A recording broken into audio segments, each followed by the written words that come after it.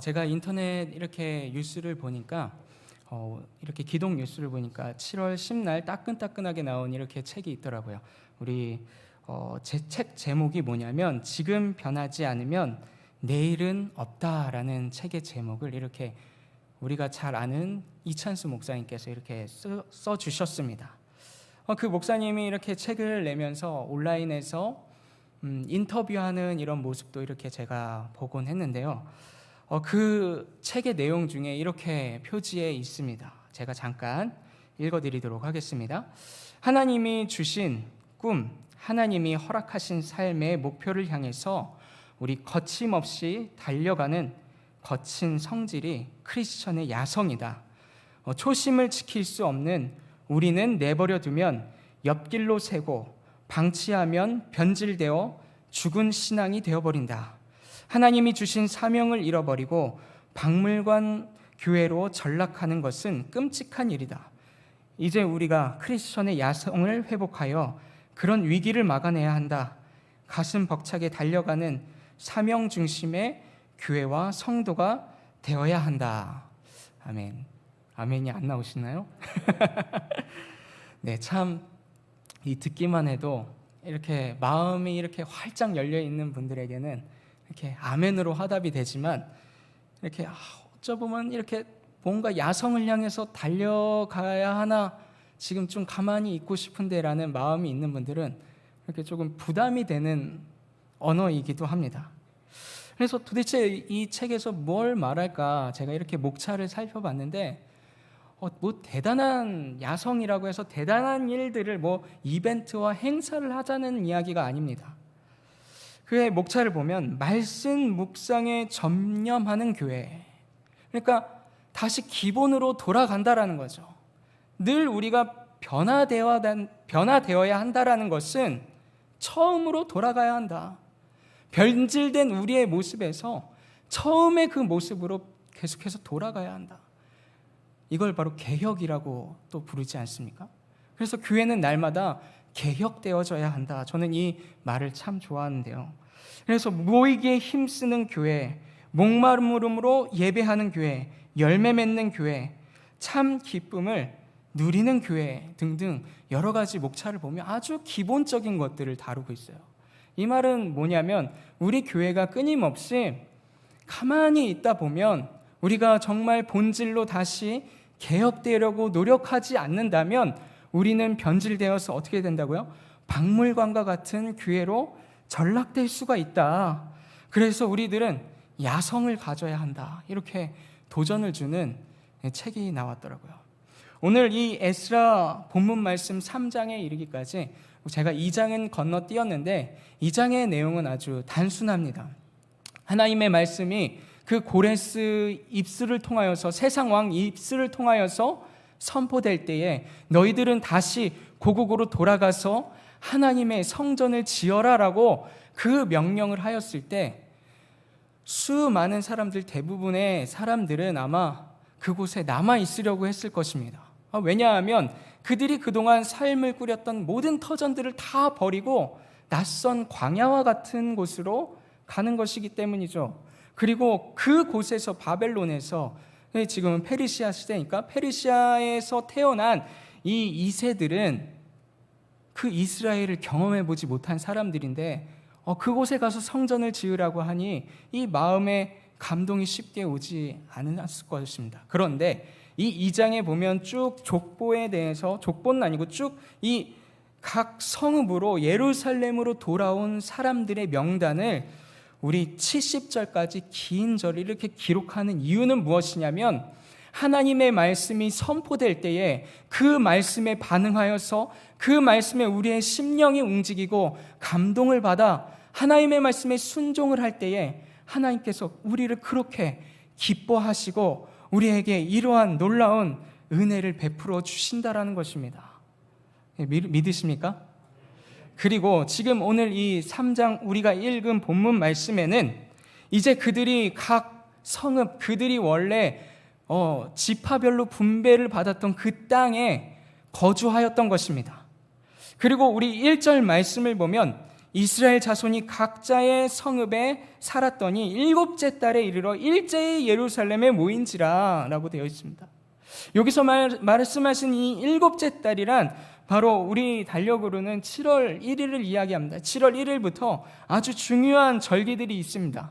나팔절이 있고 대속제일이 있으며 그 대속제일이 끝난 15일에는 바로 초막절을 지키는 아주 귀한 절기를 지키기 위해서 온 백성들이 모인 것입니다.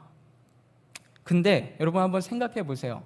이 우리 성신교회당이 다 무너져갖고 폐허가 됐는데 여기에 모이면은 뭐 예배가 제대로 되겠습니까? 뭐 음향 시스템도 없고 아무것도 없고 의자도 없고 아무것도 없는데 그냥 사람들이 이 땅에 모여서 그 예루살렘에 모여서 일단 절기를 지키기 위해 나아왔던 것입니다. 그때 2절 말씀 보시면 우리 이렇게 나와 있습니다. 2절 말씀 한번 보시면 우리 요사닥의 아들 예수아 여호수아라고도 부릅니다. 이 여호수아라는 이 사람과 우리 스룹바벨이라는 사람을 하나님께서 선택하여 주셔서 이 두 사람의 리더자를 통하여서 지금 어떤 것부터 이 모임 가운데 회복을 시키시냐면 이스라엘에 어떤 것을 지금 만든다고 되어 있습니까? 제단을 만들고라고 기록이 되어 있습니다. 지금 하나님의 제단이 없는 거예요. 그 페르시라에서 낳고 자란 이 세대들은 사실 제단이 어떻게 생겼는지도 모르고 예루살렘에 있는 그 성전이 어떻게 생겼는지 본 적도 없는 우리 사람들도 많이 있었을 것입니다. 그때 여호수아와 스룹바벨을 하나님께서 선택하여 주셔서 지금 어떤 것을 회복시키냐면 이 제단을 만든다라고 기록이 되어 있습니다. 그리고 이 말씀을 2절 말씀을 계속해서 보시면 제단을 만들고 하나님의 사람 모세의 율법에 기록한 대로 번제를 그 위에서 드리려 할세라고 나와 있습니다. 다시 시작하는 것입니다. 다시. 무엇을 다시 시작하려고 합니까? 하나님 앞에 예배를 다시 시작하기 위해서 지금 하나님의 말씀에 기록된 그 제단을 만들려고 세우려고 하는 것입니다. 여러분 우리 출애굽기 29장 한번 볼까요?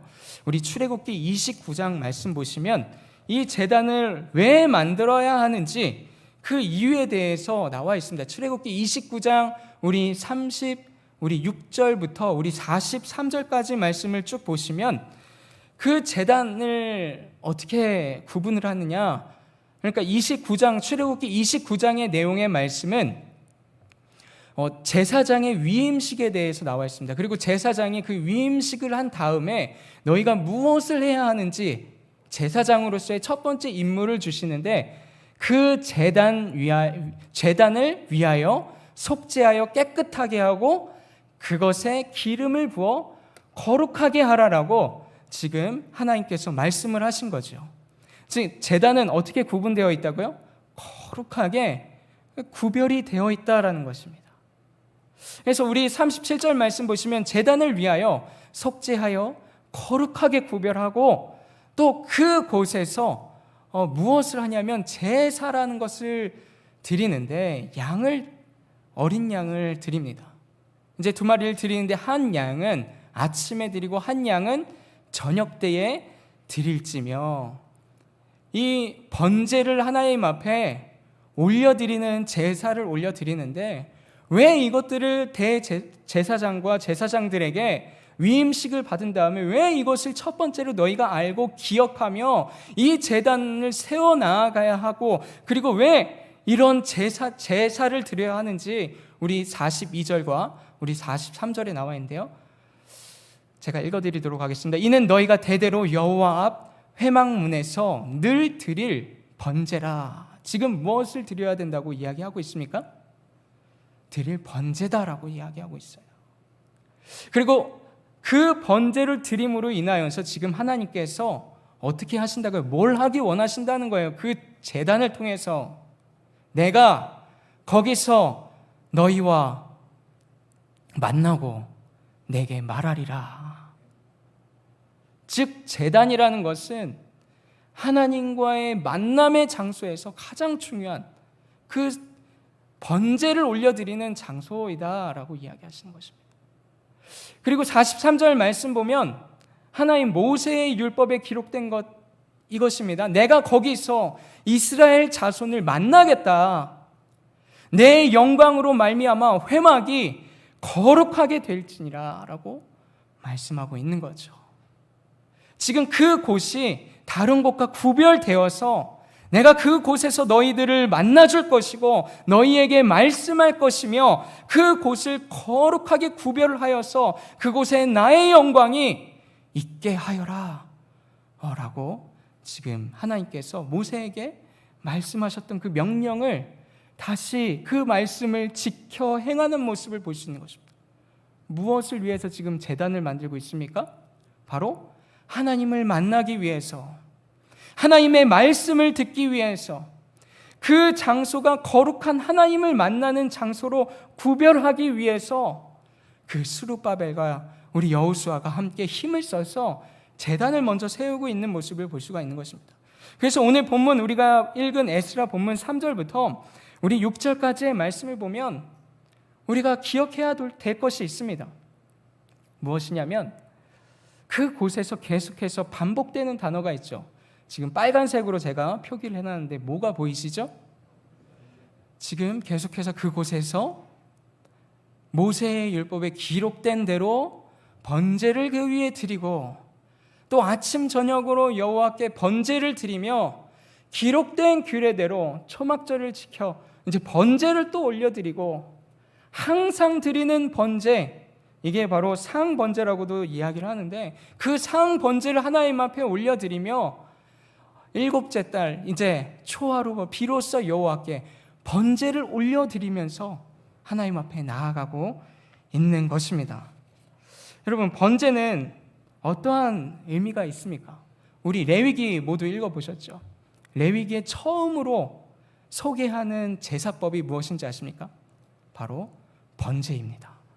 왜 번제를 먼저 이야기할까? 여러분, 우리 이 번제를 통하여서 드려지는 이 번제의 의미는 무엇이냐면 바로 온전한 순종을 이야기하는 것입니다. 번제의 제사의 특징은 하나도 남김없이 모두 다 불태워 드리는 거거든요. 가죽만 빼놓고 온전한 순종, 온전한 마음을 드리는 것. 근데 우리 인간은 실패하였습니다. 하나님 앞에 온전한 마음을 드리지를 못해요. 우리 안에 죄의 불순물이 있습니다. 근데 번제를 올려드리면 그 번제물로 인하여서 우리의 죄의 전가가 이루어져 우리를 의롭다 칭하시는 것입니다. 이 번제는 무엇을 예표할까요? 바로 우리 주 예수 그리스도를 예표하는 것입니다. 즉 다시 말하면 하나님의 번제는 하나님을 만나는 곳이고 그 하나님을 만나는 그 곳에서 무엇을 통해 우리가 하나님을 만날 수 있다고요? 온전한 번제 되시는 우리 주 예수 그리스도를 깊이 만날 수 있고 그분의 말씀을 경험할 수 있으며 그분과의 만남의 장소로 그것을 구분하여 만들어 나아갈 수가 있다라고 말씀하는 것입니다. 지금 이스라엘 백성들이 제단을 먼저 세웁니다. 무엇이 가장 갈급했겠습니까? 하나님과의 만남입니다. 하나님의 음성을 듣는 그 마음입니다. 여러분, 제가 이 말씀을 이렇게 준비하면서 정말 나는 하나님의 이 만남 가운데 나아간 하나님의 말씀의 통로로 이렇게 온전히 쓰임받기 위해 노력을 하는가, 그런 야성이 있는가, 그런 질문을 좀 스스로 해봤습니다.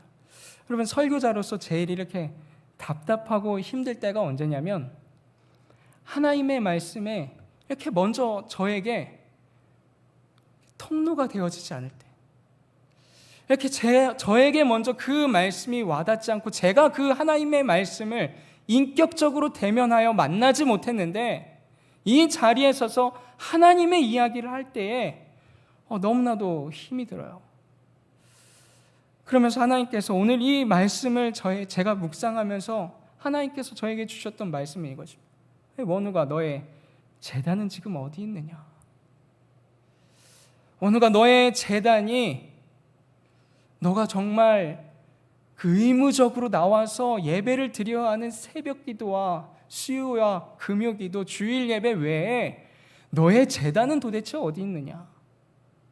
저에게 그렇게 질문을 하시는 거예요.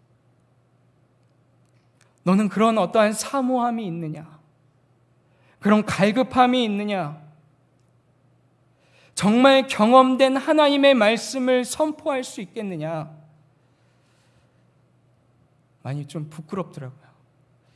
이 자리에 서서 저도 이렇게 말씀을 묵상하고 우리의 가정을 이렇게 하나님의 제단으로 만들기 위해 참 노력을 합니다. 그래서 저희 가정에서 하루에 이렇게 3장 내지 2장 정도 우리 아내와 아이와 성경을 읽는 시간을 갖자 하여 매일 읽으면 좋겠죠, 그렇죠? 근데 참 저도 연약한지라 일주일에 한 3번 읽으면 많이 읽는 것 같아요. 오늘 같은 이런 수요일이 있으면 이렇게 건너뛰기도 하고, 금요일이 있으면 또 금요기대 끝나고 피곤하니까 건너뛰기도 하고, 여러 가지 일들로 이렇게 못 지키기도 하는데, 제가 고뇌가 되고 갈등이 되는 부분은 그거예요. 말씀을 읽는데 늘 이게 살아계신 하나님의 말씀으로 교재로 이게 저한테 다가오지가 않고 의무로 가정에서까지 다가올 때가 너무나도 많다라는 거죠. 그러면서 저에게 들었던 마음이 그거예요. 이렇게 아내가 그런 말을 해요. 이렇게 할 거면 그냥 때려치자 그래요. 그만두자. 할 거만 하고 안 할 거만 안 하고, 갑자기 안 하다가 어느 날 여보 성경 읽자 그러면은 갑자기 그러는 거죠. 은혜가 잘 안 될 때도 참 많은데, 그럼에도 불구하고 제가 한 말이 있어요. 뭐냐면 우리가 1만 번 넘어질지라도 이것을 지켜가야 한다.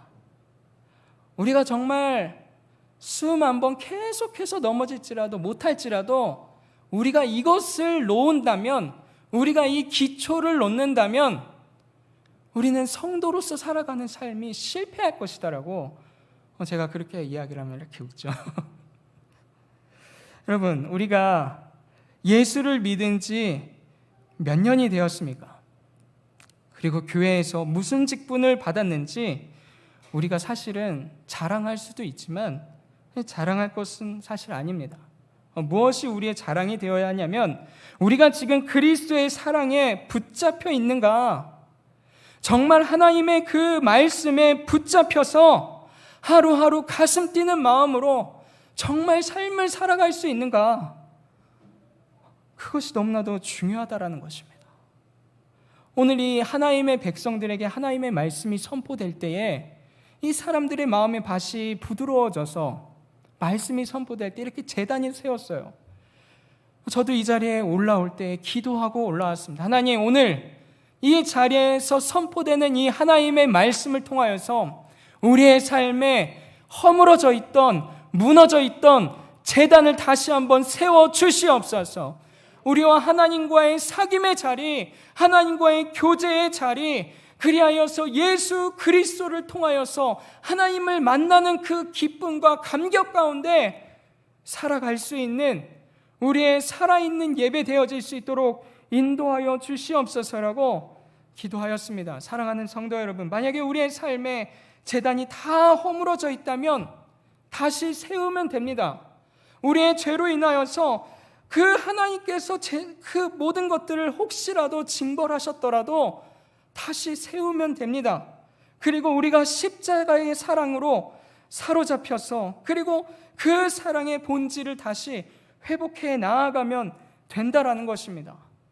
그래서 오늘 이 말씀을 우리가 함께 기억하며 기도하며 나아갈 때, 우리 앞으로 이 에스라 강해가 계속해서 진행될 텐데요. 에스라는 사실 파이팅 넘치는 말씀이거든요. 화이팅 합시다. 우리 다시 회복합시다. 그래서 하나님과의 그 관계 가운데 정말 우리의 변화된 삶을 매주 드리는 이 수요 예배가 정말 매주 똑같이 드려지지만 날마다 주시는 그 새로운 은혜로 그 감격 가운데 나아가는 저와 여러분 되어질 수 있기를 간절히 소망합니다.